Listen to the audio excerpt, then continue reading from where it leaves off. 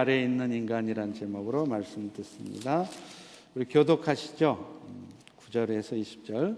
그러면 어떠하냐? 우리는 나으냐? 결코 아니라. 유대인이나 헬라인이나 다 죄 아래 있다고 우리가 이미 선언하였느니라.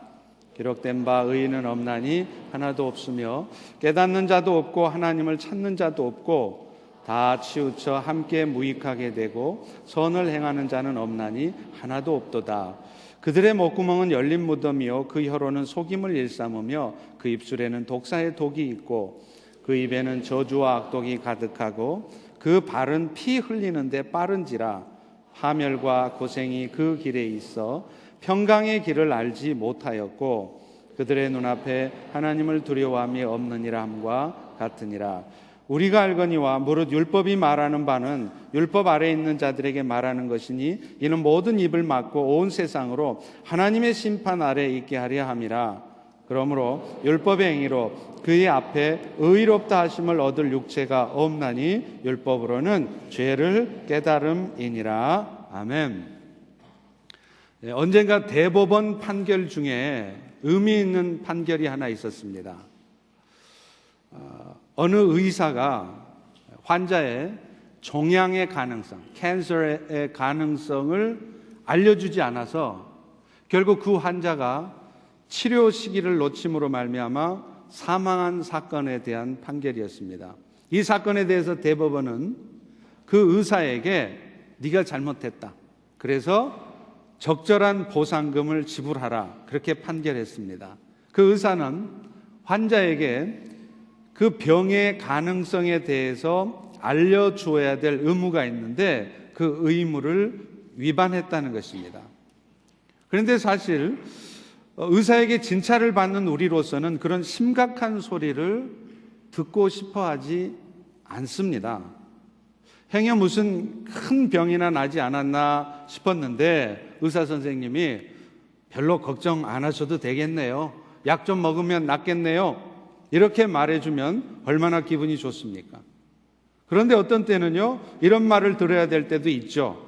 뭔가 이상합니다. 조금 더 정밀하게 조직 검사를 해봐야 되겠습니다. 혹은 종양이 발견되었습니다. 이런 얘기를 들어야 될 때도 있습니다. 이런 말은 정말 듣고 싶지 않는 말이죠. 그러나 여러분, 환자들이 그런 소리를 듣기 싫어한다고 해서 의사가 환자에게 그런 말을 안 할 수는 없는 것입니다. 그 의사가 정말로 환자를 위한다면 사실을 분명하게 말을 해줌으로 말미암아서 그 환자가 그 문제를 해결할 수 있도록 도와주는 것이, 이것이 진정 그 환자를 위하는 길이기 때문에 그렇습니다. 오늘 우리에게도 마찬가지입니다. 오늘 우리 인생에 이런저런 문제들이 터지는 이유가 사실은 우리의 영혼이 병들어 있기 때문에 그럴 수가 있는 것인데, 그 영혼의 병이 중한 상태인데 그저 대충 듣기 좋은 소리만 해주면서 넘어갈 수는 없는 것입니다. 오늘 사도 바울도 로마서의 시작에서부터 지금까지 계속해서 로마 교인들을 향해서 또 오늘 이 자리에 앉아있는 우리들을 향해서 듣기 싫은 소리를 계속하고 있습니다. 그리고 오늘 본문은 그 듣기 싫은 소리의 결정판이고 최종 결론입니다. 그것은 이 자리에 앉아있는 여러분 모두를 포함해서 하늘의 아래에 있는 인간들은 모두가 다 못돼 먹은 죄인이라는 것입니다. 오늘 9절 10절을 다시 한번 같이 읽어봅니다. 시작. 그러면 어떠하냐? 우리는 나으냐? 결코 아니라. 유대인이나 헬라인이나 다 죄 아래에 있다고 우리가 이미 선언하였느니라. 기록된 바 의인은 없나니 하나도 없으며 우리도 결코 나을 바가 없다는 것이죠. 누가 봐도 벌을 받아 마땅할 죄를 짓고 사는 사람들이나 상대적으로 보면 다른 사람들보다는 나아서 선한 삶을 살고 있다고 자부하는 사람도 다 죄인이라는 거예요. 하나님 앞에서 나는 이만하면 의로운 사람입니다 라고 말할 수 있는 사람이 한 사람도 없다는 거예요. 아니 그래도 그렇지, 세상 인구가 70억 명이나 되는데 그 중에 혹 한두 명 정도는 의인이 있을 거 아닙니까? 혹시 중국은 인구가 15억 명이나 된다는데 거기 소림사에 가보면 이상한 자세로 수련을 쌓는 사람 중에 혹시 한두 명 있지 않겠습니까?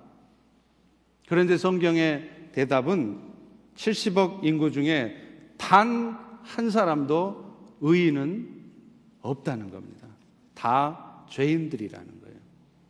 사실 모든 인간이 다 죄인인 이유는 모두가 다 죄 아래에 있기 때문에 그렇습니다. 여기서 죄 아래에 있다는 말은요, 중요한 의미가 있어요. 보통 성경에서 죄라는 단어를 사용할 때는 단수로 사용할 때하고 복수로 사용할 때가 그 의미가 좀 다릅니다.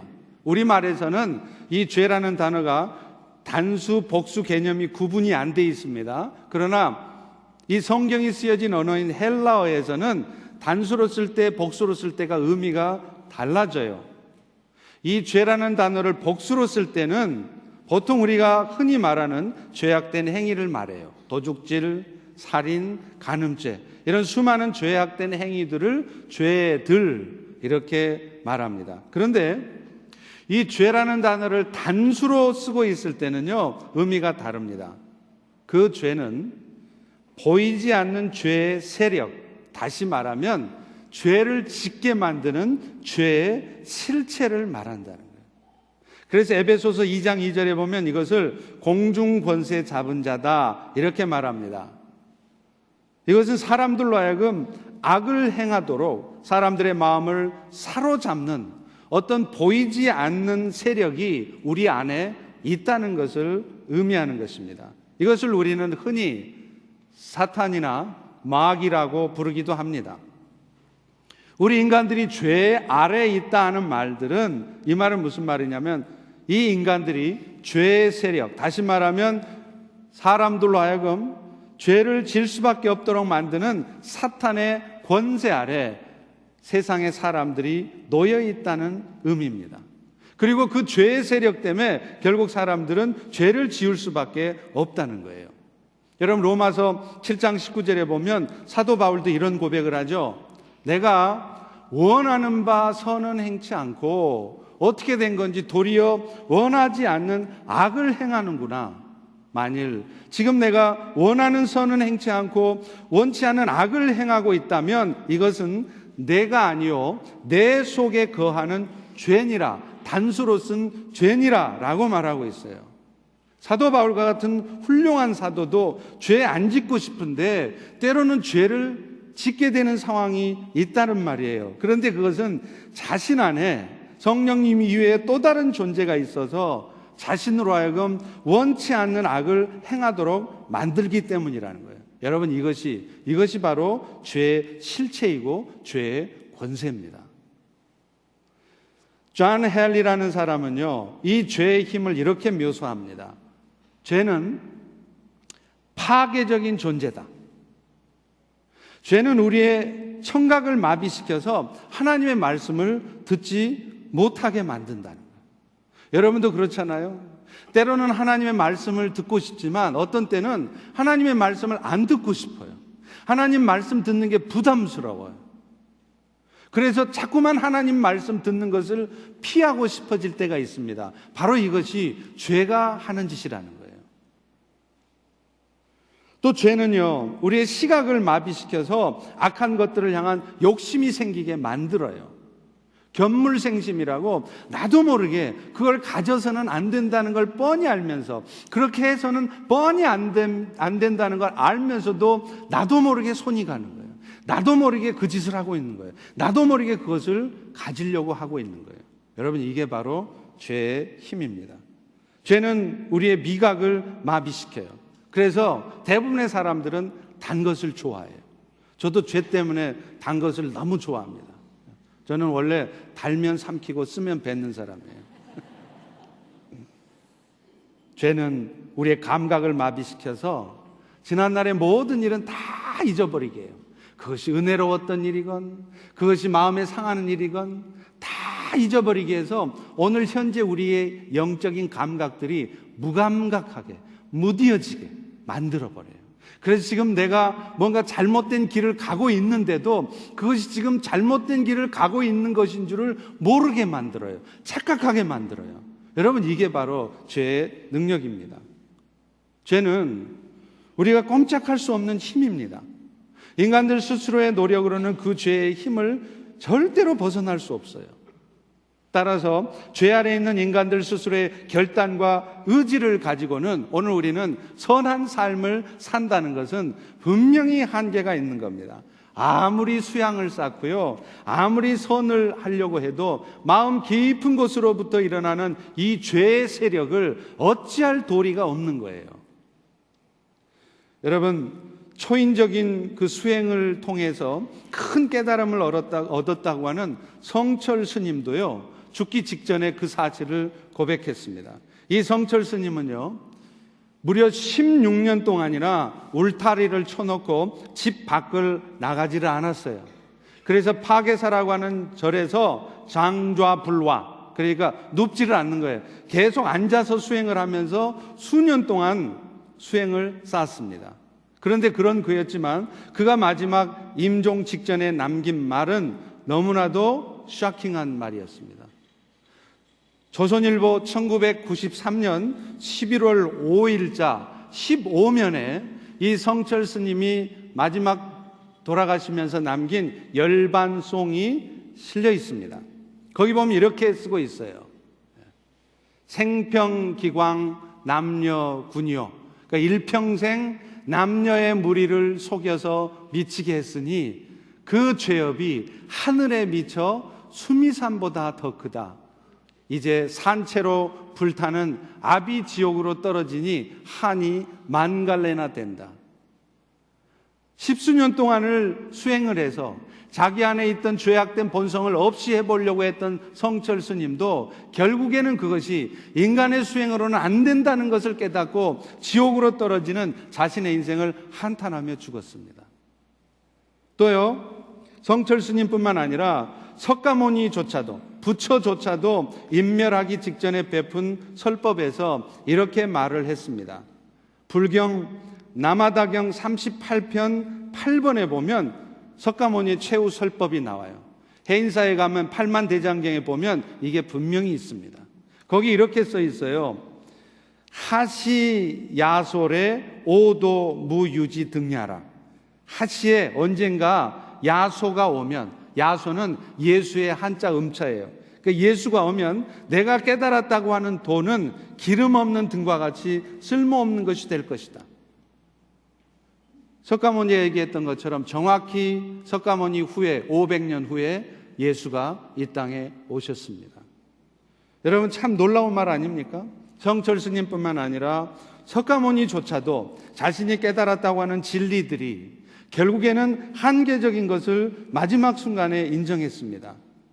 결국 사람의 수양으로 죄악된 본성은 궁극적으로 이길 수 없으며 결국 그 죄의 세력으로 말미암아서 우리는 죄악된 삶을 살 수밖에 없는 존재라는 것을 의미하는 것입니다.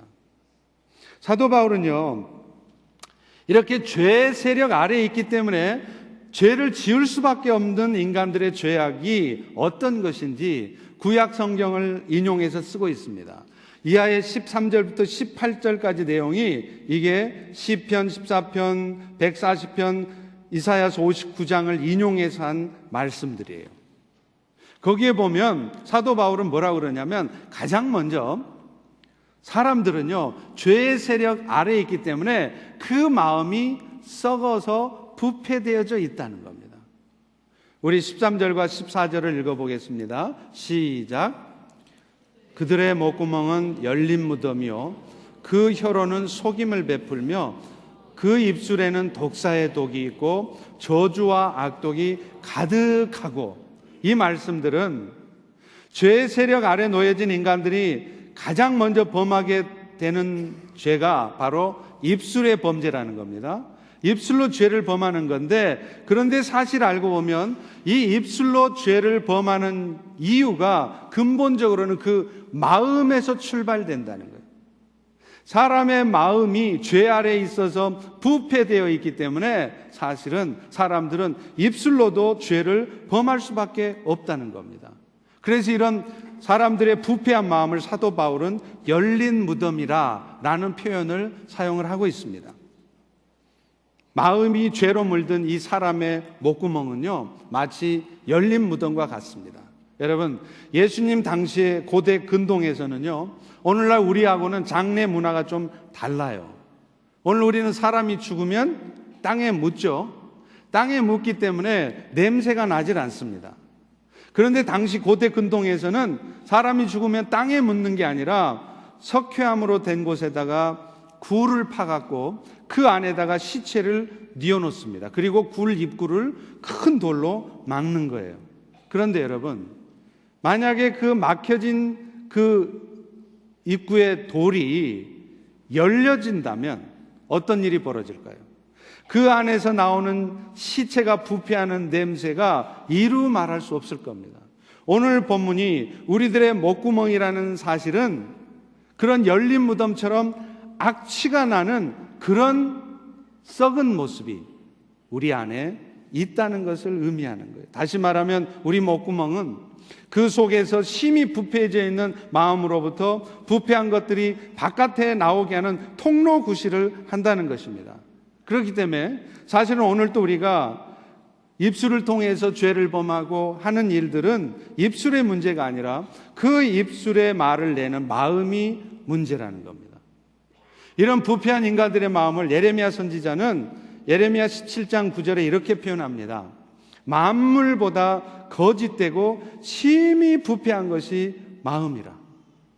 예수님께서도 같은 의미의 말씀을 하십니다. 마태복음 12장 34절에 보면 독사의 자식들아 너희는 악하니 악한 너희가 어떻게 선한 말을 할 수 있느냐 이는 마음에 가득한 것을 입으로 말할 뿐임이라.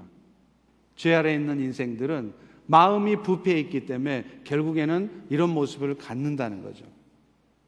언젠가도 제가 말씀을 드렸듯이 제가 40일 금식 기도를 2번을 하면서 받은 가장 큰 은혜는요, 딴 게 아니었어요. 인간들의 부패한 마음은 40일 아니라 80일을 굶어도 결코 없어지지 않고 우리 안에 그대로 남아있다는 것을 깨달은 것이었습니다. 제가 40일 금식 기도를 거의 마쳐갈 무렵 겉으로 보기에는 얼마나 신령해 보이겠어요. 목사가 40일 금식했다는데 아주 신령해 보이겠죠. 그 신령해 보이는 목사가 세상에 성경책 읽는 거 방해했다고 5살밖에 안 된 아들 녀석을 번쩍 들어서 던지고 그것도 모자라서 빗자락 없나 찾아가지고 그 5살 배기 엉덩이를 한참을 때렸습니다. 지금 생각하면 제가 왜 그렇게까지 했는가 의아스러워요. 아마도 인간의 죄악된 본성이라는 것이 얼마나 악착 같은 것인지, 그래서 어떤 금식을 해도 그런 본성은 결코 없어지지 않는 것을 깨닫도록 하나님이 겪게 하신 상황이 아닌가 싶습니다. 어떤 목사님도 40일 금식 끝내고 기도원을 내려오는데 옆자리에 앉은 어떤 젊은 자매가 그 짧은 치마를 입고 있는데 그 자매의 하얀 다리가 자꾸 눈에 들어오더라고 하지 않습니까? 그러니 여러분, 이렇게 오늘 우리들이 또 제가 그리스도의 은혜로 죄 없다 인정함을 받고 구원을 얻었다고 하는 것이 얼마나 감사한 일입니까? 그래서 저도 40일 금식을 하면서 받은 가장 큰 은혜는 그런 구원의 은혜가 얼마나 감사한지 눈물나게 감사했던 그것이 저에게 가장 큰 은혜였었습니다. 또 오늘 성경은 말합니다. 그렇게 마음이 부패되어 있기 때문에 사람들은요 결국 독사의 독과 저주를 입술을 통해서 뿜어낸대요. 새치의 혀가 그것을 가장 잘 표현합니다. 사람들은요 이 새치의 혀를 가지고 속임을 베풀어요. 사람을 속이는 거예요. 그리고 때로는 독사의 독이 가득한, 아주 독이 가득한 말을, 저주와 악독한 말을 막 뿜어내는 겁니다. 이 말씀도 시편 5절 9절의 말씀을 인용한 말씀입니다. 사람들은 평소에는 아무렇지 않은 듯 있다가도요, 자신이 뭔가 불이익을 당할 것 같잖아요. 그러면 거짓말을 해서라도 그 위기를 모면하려고 합니다. 그게 인생이라는 거예요. 여러분, 한국에서 청문회나 무슨 국정조사를 하면 가장 많이 나오는 말이 뭡니까? 그 청문회 국정감사 받는 사람들이 하는 말 중에 제일 많이 하는 말이 뭐예요? 기억나지 않습니다.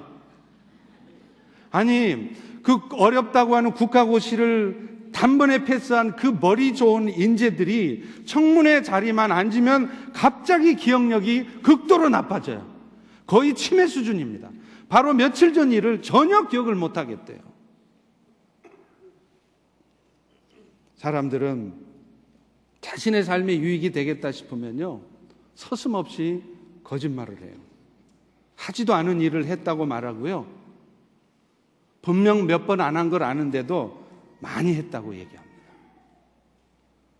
또 그 입술에는요, 독사의 독이 있어서 저주와 악독이 가득해요. 사람이 한번 독한 말을 뿜어내면요, 상상을 초월해요. 막 소름이 끼칠 정도입니다. 어찌 사람의 입에서 저런 말이 나올 수 있을까 놀랄 정도입니다. 분명 방금 전까지도 하나님을 찬양하던 그 입술을 가지고 자신도 모르는 사이에 사람을 죽이는 독이 가득한 말을 막 뱉어내는 거예요. 그래서 야고보서 3장 2절에도 사람이 말에 실수가 없는 사람, 그 사람이 온전한 사람이라는 거예요. 말 조심하기가 그렇게 힘들다는 겁니다. 제가 섬기던 교회 장로님이 가족 수양에 가서 간증을 하셨는데, 그때 우리 모두가 참 은혜가 됐어요. 이분이 수련회를 가느라고 운전을 하고 가는데 앞서가던 버스가 자꾸 운전을 이렇게 방해를 하더래요. 처음에는 그러려니 했는데 계속해서 운전을 방해하고 힘들게 하니까 이 장로님이 화가 머리끝까지 나가지고요, 자기 차를, 그 버스 앞에 차를 탁 대고서 버스를 세웠습니다. 그리고는 버스 문을 여는 운전사를 향해서 야, 이 새끼야! 이렇게 말을 뱉었는데 그렇게 속이 후련하더래요. 할렐루야. 여러분, 얼마나 속이 타셨으면 그 착한 장로님이 그렇게 하셨을까 싶습니다. 그런데 사실 이런 모습이 우리 모두에게도 다 있다는 거예요. 목사님, 저도 때로는요, 한번 그렇게 그냥 욕이라도 그냥 막 부어주고 싶을 때가 많이는 아니고 종종 있습니다. 가끔 있어요. 그 말은 무슨 말이에요? 저 역시도 조절할 수 없는 그런 상황이 되면 그렇게 할 수 있다는 것을 의미하는 것입니다. 어떤 집사님은 그래서 이렇게 말해요. 자신의 경우에는 만약에 운전을 하다가 싸워야 될 경우가 생기잖아요. 그러면 제일 먼저 하는 일이 있답니다. 먼저 운전대 위에 놓여있는 성경책을 콘솔 박스에다 집어넣는데요. 그리고 싸운다는 거예요. 여러분도 싸우시는 것이 안 좋지만 혹시 불가피하게 싸워야 되면 가장 먼저 걸어놨던 십자가 떼시고 성경책 밑에 집어넣고 싸우시기를 바랍니다. 마음껏 싸우세요. 그런데 안타깝게도요, 우리는 그 저주의 말이 결국에는 다시 자신에게로 돌아와서 자신을 죽인다는 것을 모른다는 거예요. 시편 109편 17절에 19절에 보면요, 그가 저주하기를 좋아하더니 그것이 자기에게 임하고 그가 축복하기를 기뻐하지 않더니 복이 그를 멀리 떠났다. 내가 지금 저주하는 말을 쏟아부으면, 독한 말을 쏟아부으면요, 그 말이 결국에는 자기에게 돌아와서 자신의 삶을 파괴한다는 것을 모른다는 거예요. 축복의 말을 해주면 그게 자존심 상하고 손해보는 일이 아니라 결국 그것이 나에게 득이 된다는 것을 모른다는 거예요. 그러니까 자존심 세우면서 결코 축복의 말을 안 합니다. 그러니 복이 떠나는 거예요. 그런데도 사람들은 자신을 스스로 파괴하게 만드는 이 저주의 말을 스스럼 없이 하게 됩니다. 왜요?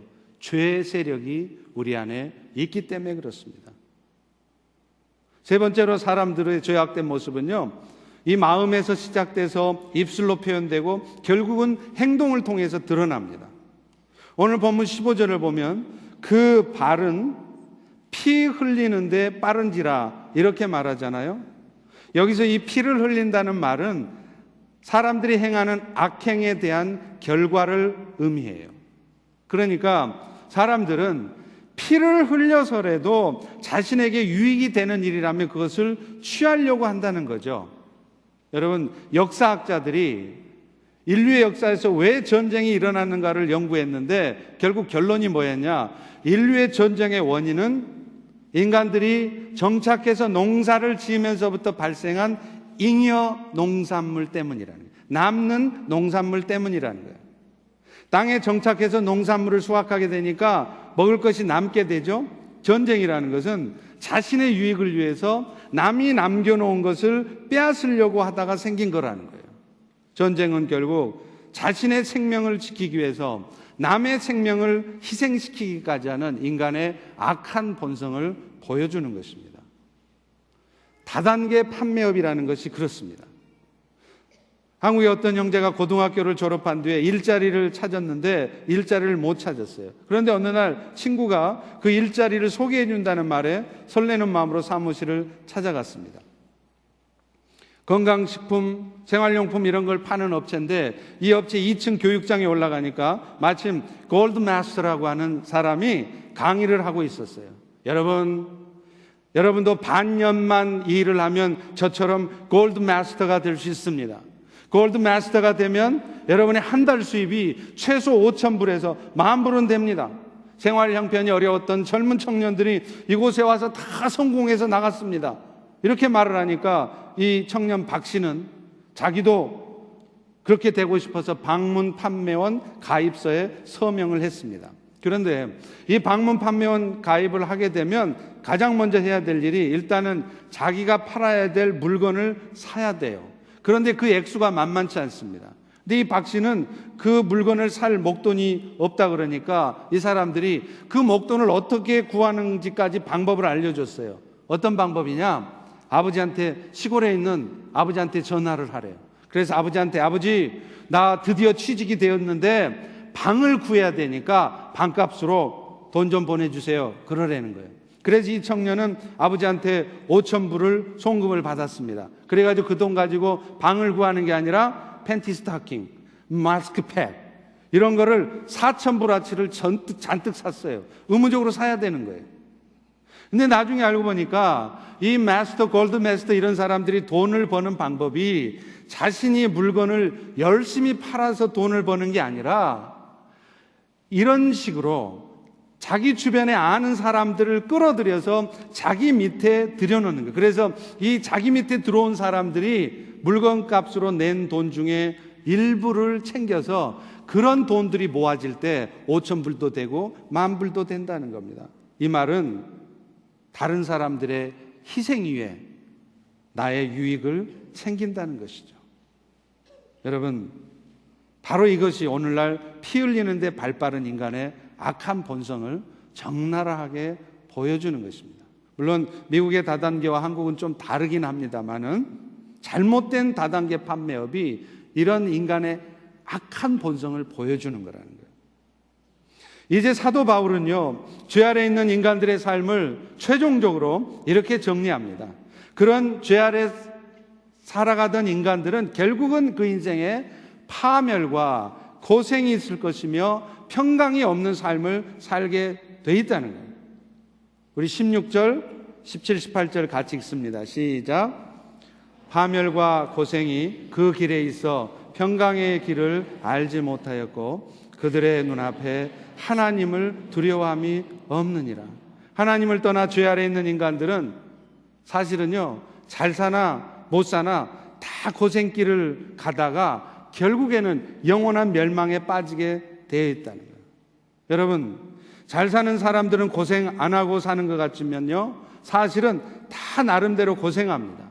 잘 사는 사람들은 그 많은 재산 관리하느라고 혹은 그 재산을 더 불리려고 더 많이 벌려고 고생하고요, 못 사는 사람들은 재산이 없어서 또 고생해요. 승진도 마찬가지입니다. 승진하면 연봉이 올라가니까 좋을 것 같죠? 안 그렇습니다. 지위가 높아질수록 아랫사람들 통제하고 관리하느라고 얼마나 고생하는지 몰라요. 지위가 낮은 사람들은 낮은 사람대로 높은 사람들 통제받느라고 스트레스 받아요. 교회, 목사도 마찬가지입니다. 개척교회 하시는 목사님들이 얼마나 수고하시는지는 제가 말 안 해도 여러분 잘 아실 거예요. 그러면 여러분, 큰 교회를 목회하는 목사님들은 편할 것 같습니까? 그렇지도 않습니다. 가지 많은 나무에 바람 잘 날이 없다고 많은 교인들의 힘든 상황들을 다 신경 써줘야 되고 다 기도해 주다 보면 이게 보통 힘든 일이 아닙니다. 목회라고 하는 것이 결국은 성도 한 분 한 분을 나의 친가족처럼 생각하고 대하는 거 아니겠어요? 그러니까 성도들이 찾아와서 자기 자녀 문제를 상담하고 인생 문제, 심지어는 비즈니스 문제를 상담하는데 그런 얘기를 들으면서 목사가 돼가지고 마치 강 건너 불구경하듯이 듣는 둥 마는 둥 집사님 얘기하세요 하면서 자기는 머릿속으로 딴 생각할 수 있어요? 정말 내 아들의 문제를 고민하는 것처럼 주의 깊게 귀담아 들어줘야 되고요. 심지어는 그 인생의 문제를 풀 수 있는 해결책까지 같이 고민해 줘야 됩니다. 그리고 그분은 상담 끝나고 가면 그만이지만 목사는 그 이후로도 그분을 위해서 계속 기도해 줘야 돼요. 그런데 문제는 그렇게 해 줘야 될 사람이 수백 명, 수천 명이라는 것입니다. 그러니 내 자식 하나 인생 문제를 고민하는데도 여러분 애간장이 녹죠? 그런데 수백 명, 수천 명의 인생 문제를 다 고민하고 다 신경 써주고 다 기도해 줘야 되니 이게 보통 일이겠습니까? 그래서 여러분 목회자들이 가장 많이 걸리는 암이 바로 간암이고 위암이에요. 하도 신경을 많이 써서 그렇습니다. 지난 주간 제가 열린문 컨퍼런스에 참석했는데 많은 은혜도 받고 도전도 받았어요. 우리 미주 한인교회들이 다음 세대를 이어가기 위해서 우리 한어권과 영어권이 어떻게 조화를 이루며 함께 가야 되는지, 또 한 교회 안에서도 이민 1세대와 2세대, 3세대가 어떻게 소통하며 가야 되는지를 배웠어요. 그런데 그거 설명을 하면서 강사 목사님이 아주 재밌는 말을 하시더라고요. 한어권 사역을 일컫는 말이 KM이라고 하지 않습니까? 그런데 그 KM이 무슨 말이냐면 Killing Ministry라는 거예요. 그런데 영어권 사역을 말하는 것이 EM이잖아요. EM은 뭐냐면 Easy Ministry래요. 그러니까 EM 사역하고 KM 사역은 하늘과 땅 차이라는 겁니다. 결국 무슨 말입니까? 돈이 많든지 적든지, 여러분이 승진을 하든지 낮은 지위에서 살든지, 심지어는 교회도 큰 교회를 하든 작은 교회들 하든 인생길은 고생길이라는 겁니다. 다만 우리가 그것을 그리스도의 은혜로 극복하고 감당해 가고 있을 뿐이지 죄 아래 있는 인생의 모든 처지는 파멸과 고생의 길이 있다는 것입니다. 근데 문제는 그 고생의 길을 가면서도 마음이 편할 날도 없다는 거예요.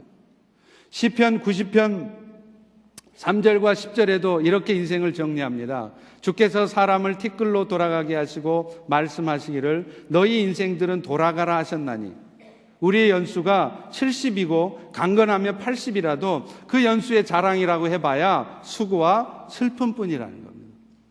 인생 다 해봐야 여러분 70 아니면 80입니다. 그런데 그게 다 정리해보면 몽땅 수고하고 슬픔뿐이라는 거예요. 저는 이제 50을 넘게 인생 살았습니다. 많이 살진 않았지만 저도 인생 살아보니까요, 이 말이 딱 맞더라고요. 어르신들에게 어르신 지나온 인생 어떠세요? 한번 물어보세요. 물어보면요 거의 대답이 다 동일합니다. 우리 생각에는 저분은 멋진 인생 사셨을 것 같은 분이나 평생 고생만 하다가 사신 분이나 대답이 똑같아요. 더더군다나 고생의 길을 가는 동안에도 인간들은 늘 불안한 삶을 삽니다. 하나님을 떠나 있는 사람들에게 평강이 있는 시간이 얼마나 될까요? 세상 사람들에게 지금 마음 평안하세요? 한번 물어보세요. 평안하다는 대답하는 사람이 거의 없습니다. 평안하다고 대답하는 사람들도 지금 잠시 평안을 누리고 있을 뿐이지 마음 한구석에는 다 염려를 안고 살아요. 겉으로는 아무 일도 없는 것 같은 사람도 사실은 그 마음속에 크고 작은 일로 마음의 근심 염려가 다 있더라고요. 어제도 우리 오이코스 신방에서 젊은 부부들과 같이 얘기를 나누는데 내 보기에는 저분들은 참 인생 행복하겠다, 아무 문제가 없겠다 싶은 분들도 가정마다 문제가 없는 가정이 없더라고요. 다 문제가 있어요. 건강 문제 없으면, 자식 문제가 없으면, 취업 문제가 있고 다 문제가 있는 거예요. 이것이 바로 하나님을 떠나 있는 인간들의 모습입니다. 그런 인생의 문제들 때문에 늘 걱정하고 살아갈 수밖에 없는 거죠. 언젠가 텔레비전 광고에 우리 인생을 시간별로 정리하는 걸 봤어요. 사람이 태어나서 죽을 때까지 시간을 대략 70년을 산다고 하면요, 잠자는데 몇 년 쓰는 줄 아세요? 20년 쓴대요. 많이 퍼자죠. 먹는데 20년, 일하는데 20년을 쓴대요. 그런데 웃는데 얼마나 쓸까요? 놀랍습니다. 70년 동안 웃는 데는 고작 21일, 21 days, 21일 웃는다는 거예요. 우리 인생 전부 해봐야 뭐 빛나는 인생 같은데 그렇게 해봐야 활짝 웃을 일이 21일밖에 없다는 거예요. 이것은 그만큼 우리 인생이라는 것이 평강 없이 염려 가운데 살아갈 수밖에 없는 것이라는 것을 말합니다. 그런데 사람들은요, 사는 것이 이렇게 힘든 이유가 왜 그런지를 몰라요. 그냥 인생이 날 때부터 그렇게 살아왔으니까 지금 내가 지금 힘들게 살아가는 것도 다 뭐 인생이 그런 거지 하고 그냥 그렇게 살아가는 거예요. 오늘 성경은 사람들이 그렇게 고통스러운 삶을 살면서 평강이 없이 늘 염려하면서 살아갈 수밖에 없는 이유를 분명히 말합니다. 하나님을 떠난 인간들의 죄악된 삶 때문이라는 것이에요. 그것이 사실은 이 땅에 사는 동안 하나님을 떠나 죄악된 삶을 사는 사람들에 대한 하나님의 심판이기도 합니다. 오늘 본문 19절도 그것을 말합니다. 다 같이 한번 읽습니다. 시작. 무릇 율법이 말하는 바는 율법 아래에 있는 자들에게 말하는 것이니 이는 모든 입을 막고 온 세상으로 하나님의 심판 아래에 있게 하려 함이라. 그런데 안타깝게도 오늘 성경은 또 무엇을 말하느냐면 인간 스스로가 하나님 앞에 의로운 삶을 살아서 이 파멸과 고생의 길을 가지 않을 수 있는 방법이 인간에게는 없다는 거예요. 아무리 수행을 해도 그 수행할 때만 잠시 마음 편하지 인생 사는 동안 이런 인생을 살아갈 수밖에 없다는 거예요. 그것이 오늘 본문 마지막 절 20절의 말씀입니다. 다시 한번 읽습니다. 시작. 그러므로 율법의 행위로 그의 앞에 의롭다 함을 얻을 육체가 없나니 율법으로는 죄를 깨달음이니라. 모든 육체는 스스로의 힘으로는 하나님 앞에 의로운 존재로 인정받을 수 없고 결국 그 죄 때문에 하나님의 진노의 심판 가운데 그런 삶을 살 수밖에 없다는 것입니다. 그런데 하나님은요, 이렇게 무능력한 우리를 위해서 뭔가 준비해 놓으신 게 있습니다. 그게 바로 복음이에요. 그게 바로 그리스도를 통해서 이 죄 아래에 있는 우리들을 해방시켜 주셨다는 것입니다. 그래서 그 그리스도를 통해서 그 그리스도의 은혜를 붙들고 사는 자들에게는 죄의 문제가 해결되어질 뿐만 아니라 그 파멸과 고생과 불안의 삶에서 벗어나게 되는 일이 가능해진다는 거예요. 할렐루야, 할렐루야. 그런데 안타깝게도 오늘 또 우리는 이 은혜를 입고 살아가면서도 우리는 여전히 고생길을 가고 있거나 우리 마음속에 평강이 없습니다. 그 이유는 이 그리스도의 은혜를 붙들지 않고 있기 때문에 그래요. 그 은혜를 붙들 때 진정으로 우리의 삶은 파멸과 고생의 길이 아니요 평강의 길을 갈 수 있는 것입니다. 그 은혜를 붙들고 살았던 사도 바울도 이렇게까지 고백하지 않습니까? 고린도후서 5장 8절과 9절에 보면 우리가 담대하여 원하는 바는 차라리 몸을 떠나 주와 함께 있는 것이라. 그런즉 우리는 몸으로 있든지 떠나 있든지 주를 기쁘시게 하는 자 되기를 힘쓰니라. 바울은 차라리 내가 이 육신의 장막을 벗고 주님과 함께 거하는 게 좋대요. 쉽게 말하면 자기는 빨리 죽고 싶다는 거예요. 그렇지만 이 땅에 살아있는 이유는 내가 사는 날 동안 어찌하든지 주님을 기쁘시게 하는 삶을 살기 위해서 산다라고까지 얘기를 합니다. 어떻게 이게 가능할까요? 저만 해도 그렇습니다. 저도 옛날 예수를 믿기 전에는요, 혹은 예수를 믿고 나서도 신앙이 깊어지기 전에는 죽는 게 두려웠습니다. 그런데 지금은요, 안 그렇습니다. 바울이 고백하는 것처럼 사람이 죽고 사는 것이 하나님께 달려있다는 것을 믿기에, 우리는 죽음 이후에도 영원한 천국이 기다리고 있다는 것을 믿기에 죽는 것이 그렇게 속상하고 안타까운 일이 아니게 되었어요. 만약 우리가 사는 삶이 이 땅의 삶이 전부라고 한다면야 죽음이 얼마나 안타깝고 두려운 일입니까? 그런데 우리는 죽어도 천국이에요. 지금 혹시 우리가 사랑하는 사람이 죽어도 우리는 그분들을 천국에서 다시 만납니다. 그렇기 때문에 천국에 가면 다시 만날 뿐인데 하고 생각하면 그렇게 그분들의 죽음도 속상하고 안타까운 일만은 아닐 수 있다는 거예요. 저만 해도요, 영혼에 대한 안타까움이 있지만 세상 살면서도 물질 때문에 속상하고 염려스러울 일은 별로 없는 것 같아요. 그렇게 생각하고 살아가기 때문에 그렇습니다. 나도 넉넉하지 않은 형편일지라도 나보다 더 어려운 사람들을 살펴볼 수 있는 여유로움도 생깁니다. 이 모든 일이 어떻게 가능할까요? 저는 사는 걱정이 없고 염려할 일이 없어서가 아닙니다. 저에게도 여러분과 똑같은 삶의 문제가 있습니다. 그러나 파멸과 고생의 길을 에서 우리를 건져주신 예수 그리스도의 은혜를 먼저 붙드니까 그런 인생의 문제들이 더 이상 문제로 여겨지지 않는 거예요. 그리고 실제로 보면요, 나중에 보면 하나님께서 가장 적절하게 가장 좋은 것으로 해결하시는 것을 수도 없이 보아왔기 때문에 그렇습니다. 여러분, 인생의 일이 뜻대로 안 돼도 그것 때문에 너무 실망하지 마십시오. 사는데 조금 불편할 뿐입니다. 그것 때문에 여러분 당장 굶어 죽지도 않습니다. 여러분 인생 전체가 망가지는 것도 아니에요. 조지 버나드 쇼라는 사람이 이 세계적인 문호죠. 이분이 우리 인생에는 두 가지의 비극이 있다고 말했습니다. 첫 번째 비극은 내가 원하는 것이 이루어지지 않을 때 비극이래요. 맞는 말이죠. 근데 두 번째 비극이 뭐냐면 내가 원하는 것을 이루는 것이 또 비극이랍니다. 이게 말이 안 되잖아요. 아니 내가 원하는 것을 이루면 그게 축복이지 왜 비극이에요? 그게 무슨 말이냐? 내가 그렇게도 그것을 이루어내려고 애를 쓰고 수고했다가 그래서 마침내 그것을 이루었는데 이루어놓고 보니까 그게 내 인생에 별로 도움이 안 되는 거였어요. 오히려 장기적으로 보면 내 인생을 망치는 것이 발견되어졌을 때 그것은 비극이라는 거죠. 그렇기 때문에 오늘 여러분 인생이 여러분 뜻대로 되지 않았다고 그래서 너무 실망하고 너무 시리어스하게 생각하지 마십시오.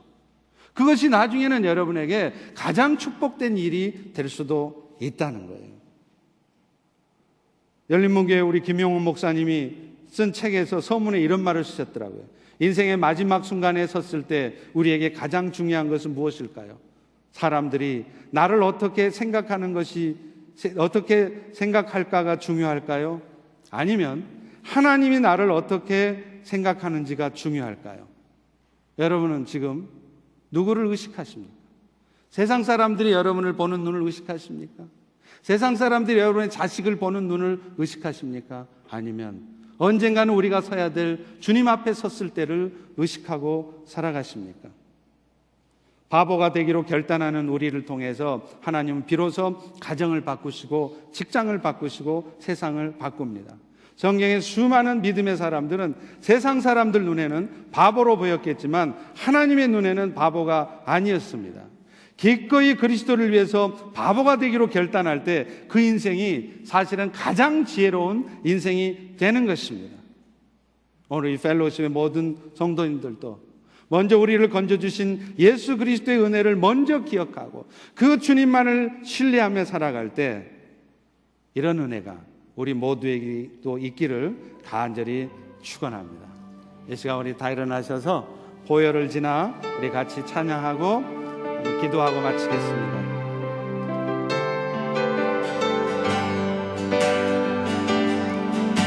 보혈을 지나 하나님 품으로 보혈을 지나 아버지 품으로 보혈을 지나 하나님 품으로 한 걸음씩 나가네. 보혈을 지나 하나님 품으로 보혈을 지나 아버지 품으로 보혈을 지나 하나님 품으로 한 걸음씩 나가네. 존귀한 주 보혈이 내 영을 새롭게 하시네. 존귀한 주 보혈이 내 영을 새롭게 하네. 다시 한번 보혈을 지나 보혈을 지나 여러분 보혈을 지나 하나님 품으로 들어가십니까? 아니면 보혈을 지났지만 하나님 품에는 아직 안기지 않으셨습니까? 아버지 품으로 한 걸음씩 나가네. 존귀한 주 보혈이 주님의 보혈이 여러분을 새롭게 하셨습니다. 주님의 품에 안기십시오. 주님께 여러분의 인생을 던지십시오. 주 보혈이 내 영을 새롭게 존귀한 주 보혈이 우리 두 손을 들고 찬양합니다. 주 보혈이 내 영을 새롭게 하시네. 존귀한 주 보혈이 내 영을 새롭게 하네. 할렐루야, 할렐루야. 이 시간에 우리 한번 기도하겠습니다. 여러분, 아마 여러분 모두는 지금 그리스도의 보혈은 지나셨을 겁니다. 그러나 여러분 지금 하나님 품에 안기셨습니까? 보혈은 지났지만 여전히 하나님 품에는 안기지 않고 안길락 말락 안길락 말락 주저하고 망설이고 있지 않습니까? 그리스도로 말미암는 자유함과 평안함은, 기쁨은 보혈을 지났다고 되는 것이 아닙니다. 예수 그리스도의 보혈을 지나서 하나님 품에 안기셔야 됩니다. 내 인생이 진정으로 그분 앞에 드려졌을 때 비로소 우리의 심령에 기쁨이 다시 회복됩니다. 자유가 회복됩니다. 안식이 누려집니다. 오늘도 우리의 인생들이 지금 고생길을 가고 있고 여전히 내 마음속에는 평강이 없다면, 하나님, 이제 내가 보혈을 지나 하나님의 품에 안기겠습니다. 내 뜻과 내 생각을 내려놓고 내 마음을 내려놓고 주님 품에 안기겠습니다. 주의 보혈에 내 영을 새롭게 하시고 내 마음속에 그리스도로 말미암는 기쁨과 평강이 누려지게 도와주옵소서. 우리 같이 통성으로 같이 기도하겠습니다.